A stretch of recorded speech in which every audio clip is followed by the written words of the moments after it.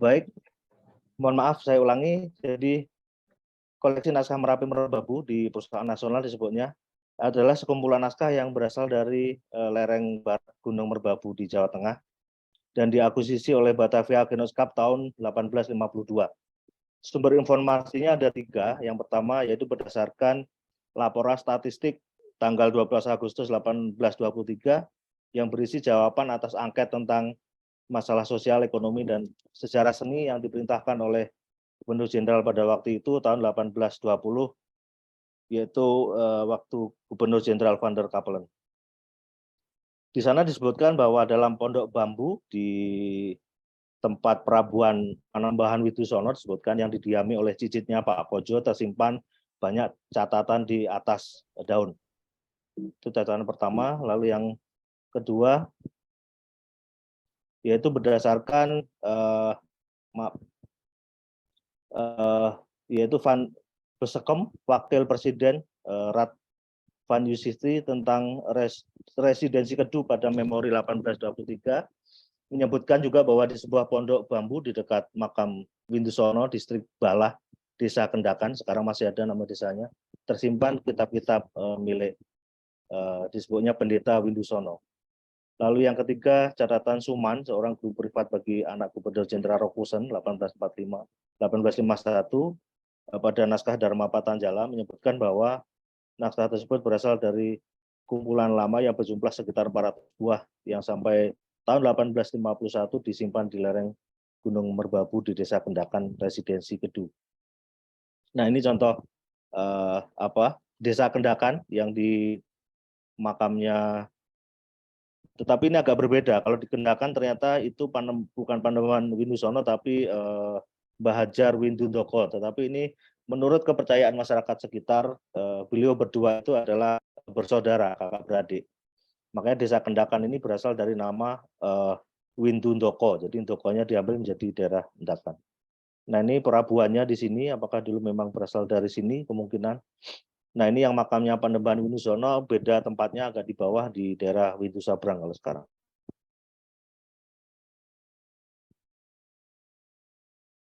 Usaha untuk membawa naskah-naskah itu telah dimulai sejak pertama kali dilaporkan, yaitu tahun 1823 dengan diserahkannya beberapa kitab dari kumpulan naskah Merbabu tersebut. Selanjutnya, proses pemerolehannya tercatat lagi dalam risalah 29 Januari 1850 yang berisi laporan oleh Frederick yang menyarankan Direksi Batavia Genootschap untuk mengakuisisi naskah-naskah tersebut. Nah, lalu dalam laporan 1852 tanggal 27 April tepatnya, usaha untuk mendapatkan naskah itu telah berhasil dengan mendapatkan 357 buah naskah lontar. Yang 330 disebutkan itu dituliskan dengan aksara kuno yang biasa untuk menulis di dalam prasasti, disebut bleker. Lalu yang 27 dituliskan dengan menggunakan aksara Jawa Hanacaraka. Nah, lalu pemerolehan ini menggunakan maharnya adalah sebuah kotak sirih emas senilai 350 gulden, yaitu lebih murah daripada yang diperkirakan oleh Presiden Kedu sebesar 500 gulden. Nah, ini contoh naskahnya. Contoh naskahnya yang di atas itu adalah naskah Ramayana, dan ini salah satu naskah tertua dari, bukan salah satu, memang naskah tertua dari koleksi Merapi Merbabu, ditulis 18 Masehinya tahun 1521 atau 1443 ya kalau sakanya. Lalu yang di bawah itu naskah Arjuna Wiwaha, ini yang pernah diteliti oleh Romo Kuntoro. Naskahnya saat ini ada di Paris, di Bibliotek Paris. Lalu yang ada di bawahnya itu rupanya naskah Sutasoma. Jadi kalau sepanjang sependek yang saya ketahui bahwa naskah Sutasoma sampai saat ini kita dapatkan dari tradisi Bali, ternyata di Jawa masih ada naskah Sutasoma itu.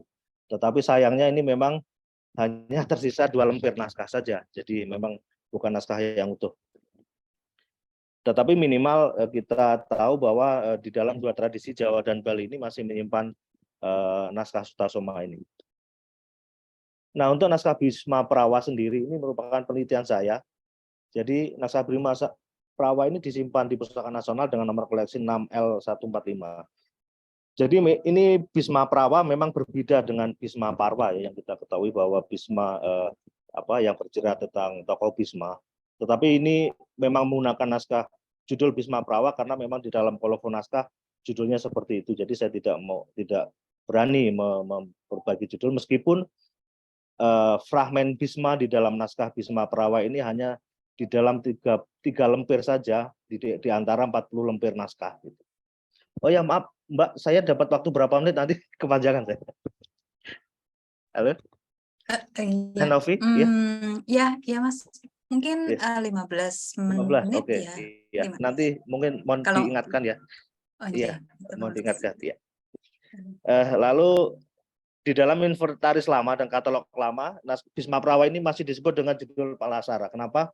Karena ternyata fragmen Palasara ini yang ada di dalam fragmen pertama di dalam Bisma Prawa. Jadi dari situ sudah terlihat bahwa memang Bisma Prawa ini berbeda dengan Bisma Parwa. Karena ternyata di dalam kamus Pak Zoetmulder sama Zoetmulder sendiri istilah Prawa ini memang ternyata dikaitkan dengan wayang. Dengan wayang dan juga rupanya di dalam akhir catatan, di dalam akhir teks ada catatan yang berisi rupanya di sana juga ada mantra dalang di sana. Jadi kemungkinan naskah ini adalah satu teks mengambil fragmen-fragmen dari beberapa teks. Ada yang utama dari Adi Parwa, lalu yang kedua dari Tantu Panggelaran, lalu ada juga dari teks Nawaruci, yang terakhir itu fragmen teks Nawaruci. Nah, dalam katalog Merapi Merbabu, judul Palasara ini sudah diperbagi dengan judul Bisma Prawa sesuai dengan kolofon di naskahnya sendiri. Nah, tadi sudah saya sebut bahwa Bisma Prawa ini sumber utamanya adalah di Parwa sebenarnya. Jadi kerangka utama teksnya itu adalah di Parwa. Mulai dari kelahiran Durgandana kalau di dalam Jawa kuno dan lakon-lakon wayang, tapi di Bisma Prawa ini disebutnya dengan Dragandini, lalu ada Durgandana dengan Dragandini, lalu Durgandini dengan Drigandini, jadi hanya bedanya di depan vokalnya. Jadi terus akhir teks itu adalah permusuhan Pandawa dengan Korawa, yang ini yang ternyata berkaitan dengan tradisi-tradisi lisan masyarakat di daerah Banyumas antara kejadian di Sumur Jalatunda dan mungkin Tuk Bimo Lukar. Di sana ternyata ada tradisi lisan itu tercatat di dalam teks Bisma Prawa ini.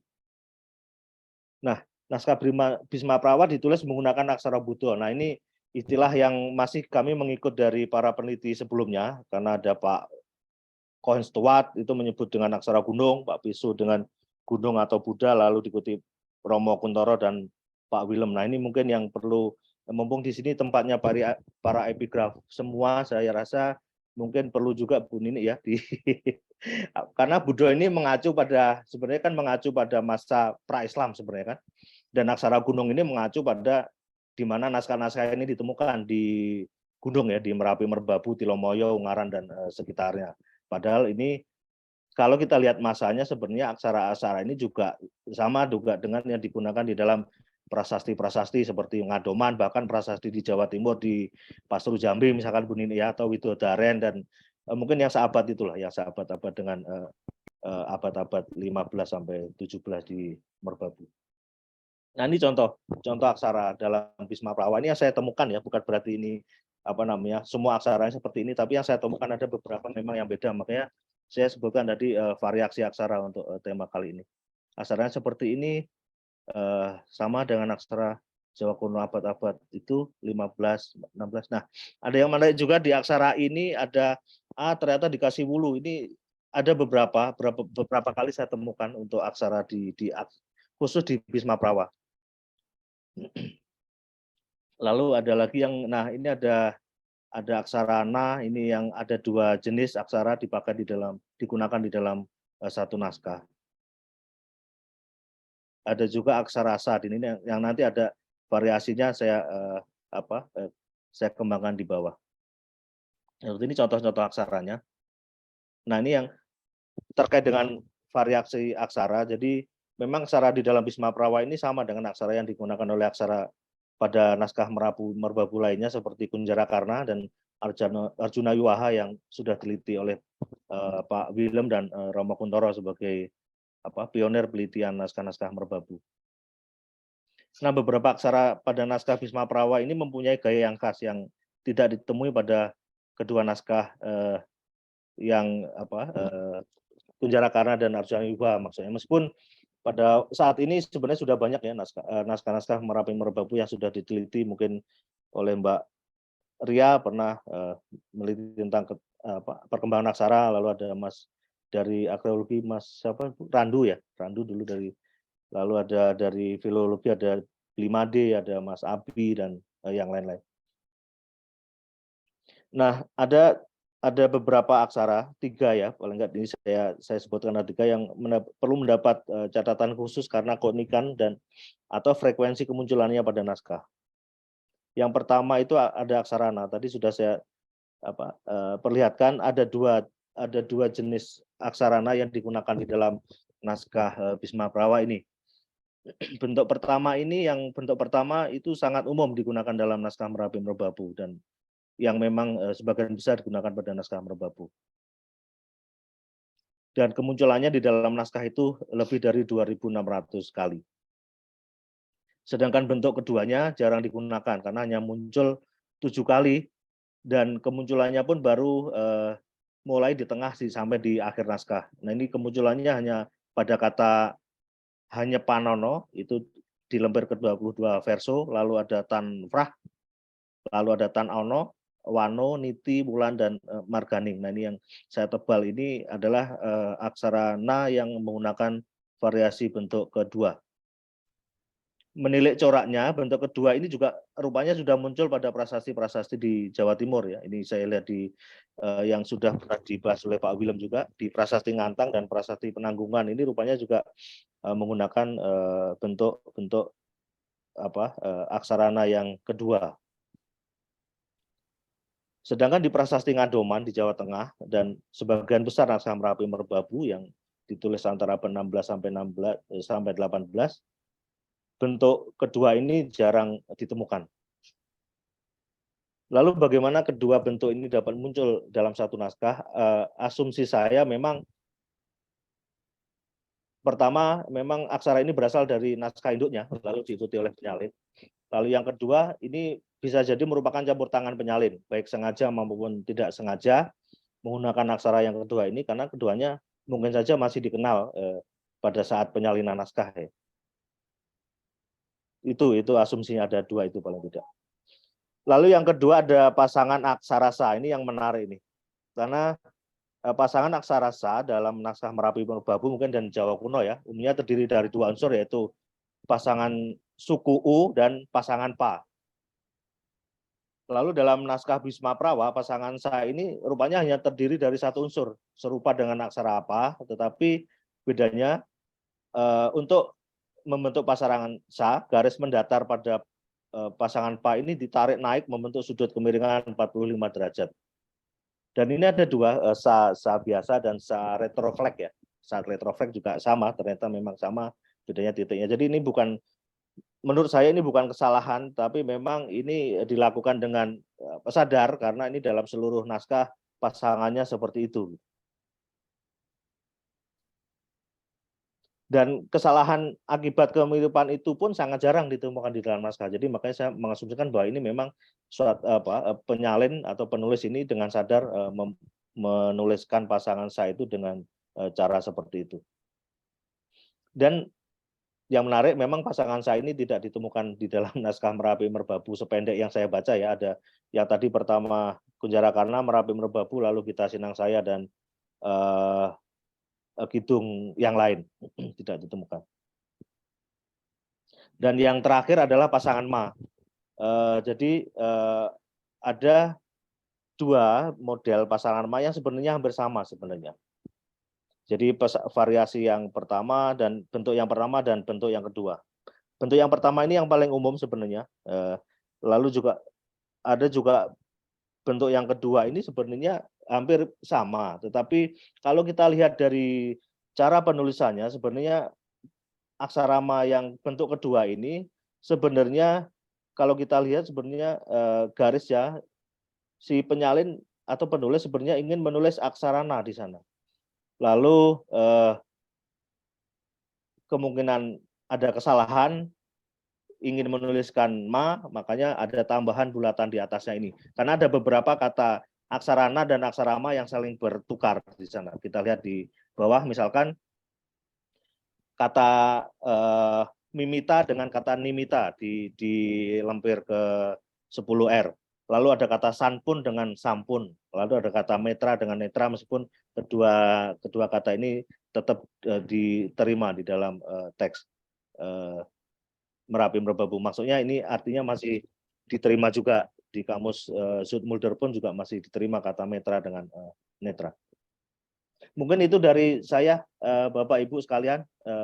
Mohon maaf jika ada kesalahan, mungkin kita diskusikan di sini, khususnya tadi Bu tentang bagaimana kita menyebut enaknya untuk aksara-aksara Budo atau aksara gunung ini, mumpung banyak epigraf di sini. Baik, terima kasih. Mohon maaf. Assalamualaikum warahmatullahi wabarakatuh.